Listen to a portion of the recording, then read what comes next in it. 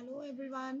So once again we are back with another very interesting topic of English grammar, and here I am Ms. Rachna Chakravarti will be explaining you your gerunds, participles and infinitives. So let me tell you children, first of all, these three terms are really very confusing.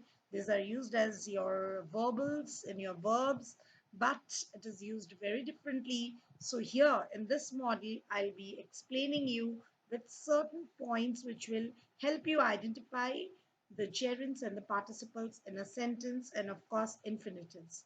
So those who have not yet subscribed to my channel, please do subscribe to my channel, and please use the comment section to communicate with me so that I can come up with the topics which you want me to explain. So as of now, in this module, I'll be explaining your gerunds and participles. If you have any doubts, any confusion, please do ask it in the comment section. To start with, I have given you the small chart, and this will help you to understand your gerunds and your participles and your infinitives thoroughly. So, gerunds, let us come to the first point, children. Gerunds, what are these? These are verb plus ing, but when it is used as a noun in the sentence. Now, children, you can see participles also say the same thing, verb plus ing. But here participles becomes a verb. And of course, infinitive is to plus verb, but not always. Sometimes we have the bare infinitives too, wherein you just have the verb and you do not have the word to in it. But luckily enough, you get your questions only with the word to be used in a sentence. So you don't get the bare infinitives as of now in your exams. You are only asked to find out the infinitives with the word to. So coming back to gerunds, we have the first point which I gave you, which will help you to find out a gerund in a sentence, is that first point, it is normally used in the beginning of the sentence.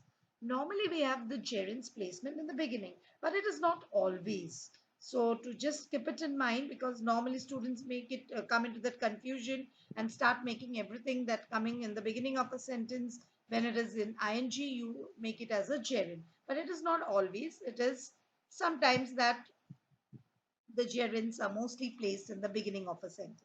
Secondly, there is a second option too.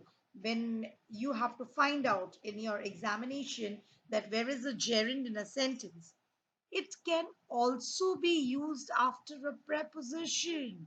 So if it is used after a preposition, it can be used something like this. I gave you an example. Children, you can see the example. She is good at painting. At is your preposition, and painting is not your participle. It is your gerund.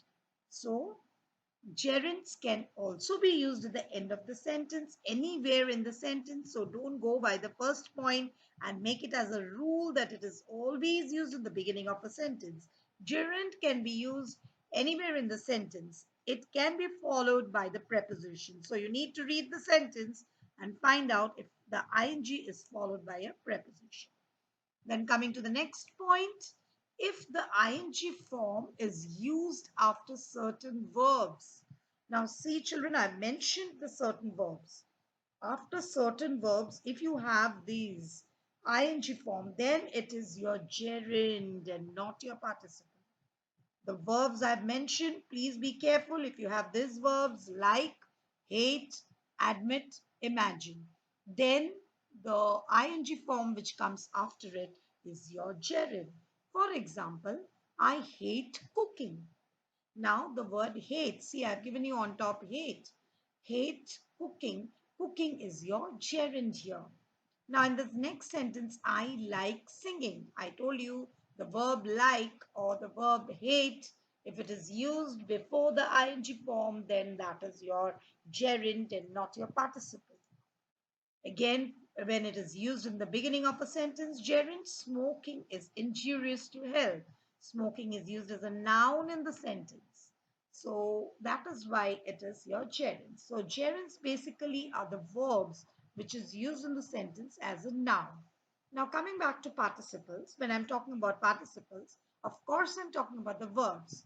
So, the first point here is that it is sometimes used after the auxiliary verbs.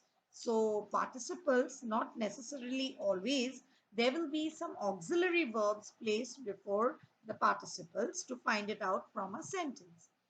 Secondly, it can also be verb plus present participle. There will be a main verb and then followed by it the ing form, the present participle. It can also be in this way. But you have to remember, you cannot look into the gerund. There I have given you only certain verbs, only these verbs. But in participle, there is no certain verb. Any verb and then it is followed with the present participle, we say that it is your participle. For example, I gave you children, she sat looking at the image. Here you don't have the auxiliary verb prior to the ing form, but you have a verb there, that is sat. Sat is the verb. So sat looking at the image. Now here looking becomes your participle and this is not your gerund, because before gerunds you should only have verbs like, hate, admit, imagine. Understood, children? Now come to the next sentence. He is smoking a cigarette. So here, what do you have? Do you have here? You have is, which is a auxiliary verb, but it is not always necessary, children. Sometimes it can be in the form, she sat looking at the image. So you need to read the sentence carefully. Don't get confused. It should be used as a verb, as an action word in the sentence. And of course, infinitives, you are lucky that you will only be asked with the infinitives to plus the verb form, because we have another form of the infinitive which I have not written it down. That is what we call as the bare infinitives, which is used in your competitive exams and all. But here right now you need to know only your infinitives which comes with to. For example, to see is to believe. So here you have to, and then the word to is making it as an infinitive form of the verb been used. So you need to use the verb in the first form with to. So I hope children I'm very clear in explaining about gerunds and participle. Please do remember this three points which I've given in everything gerunds and participle. Don't forget that it is a confusion will increase if you are getting confused with the words which is used here and there. So please remember the words which I told you. So don't get confused at any moment. Some more examples to solve. Here you can see I've given you some more examples. How the gerunds are used. Brushing your hair prevents from tangling. So brushing is your gerund. Here brushing is used as a noun and so it's a gerund. There is no use standing in the line for hours. So here you are having ing in between and here it is used as a noun. It is not used as a subject, it is used as an object here in the sentence. There is no use standing in the line for hours. I love doing it. Now here love is used and doing. Love is the main verb here and doing comes only as a noun. It's used as a name here in this sentence. Love becomes the main verb which is doing the action work in the sentence. So these are some more examples which will help you to remember. I have given you a small exercise which you need to solve, but I want you all that you should take it as a exercise to solve. You need to point out from the sentence which are your present participles and gerunds. The answers of course are given in the description box, so you just need to find out first sentences. He has ruined his lungs by smoking.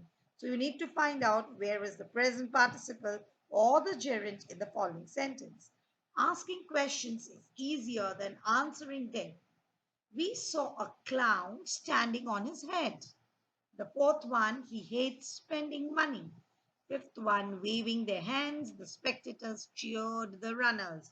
So these five sentence children you need to solve, and this will make you understand your gerunds and your participles more clearly. So I hope you are now cleared with the concept of gerunds and participles. Please remember the three rules which I have given for gerunds and participles.